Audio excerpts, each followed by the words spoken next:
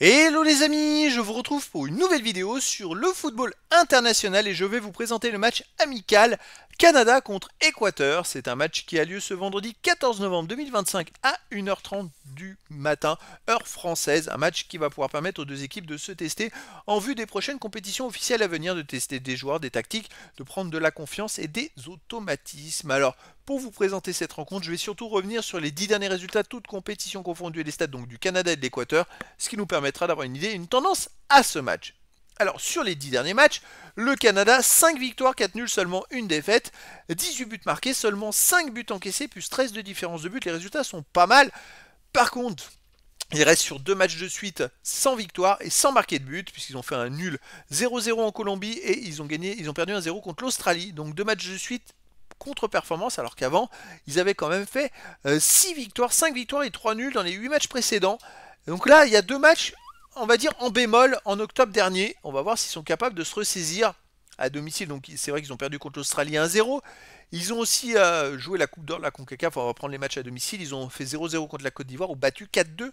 Le 7 juin dernier, ils ont battu l'Ukraine 4-2. Il y a quelques joueurs du Canada qui jouent en Europe. L'attaquant Jonathan David, qui est à la Juve maintenant, il me semble. Donc voilà, il y a quand même des très bons joueurs côté Canada. En face, l'Équateur, sur les 10 derniers matchs, 4 victoires, 6 nuls, aucune défaite, 10 buts marqués, seulement 3 buts encaissés, plus 7 de différence de but. C'est une équipe qui bétonne.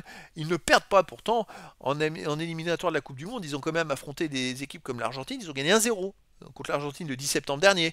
Ils ont affronté aussi le Brésil. Ils ont fait 0-0. Et voilà, donc c'est une équipe vraiment étonnante qui défend très dur. En plus, dans les 3 buts encaissés, ils viennent d'en encaisser 2 dans les 2 derniers matchs amicaux. C'est très fort hein, ce qu'ils font. Alors, par contre, le petit bémol, c'est que sur les 7 derniers matchs, il y a une victoire et 6 nuls. Voilà, ça gagne moins. À l'extérieur, il reste sur un nul 1 partout au Mexique, un nul 1 partout aux États-Unis.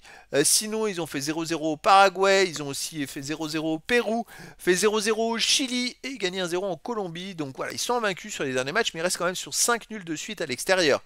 Là au Canada, pour moi, ça va être plus compliqué. Je verrais plus une victoire du Canada, 1-0 face à l'Équateur, mais après dans le foot, tout est possible. Et donc les amis, je vous donne rendez-vous ce vendredi 14 novembre 2025 à 1h30 du matin heure française pour le match de football international amical Canada contre Équateur. Voilà les amis, je vous dis à très bientôt pour une nouvelle vidéo.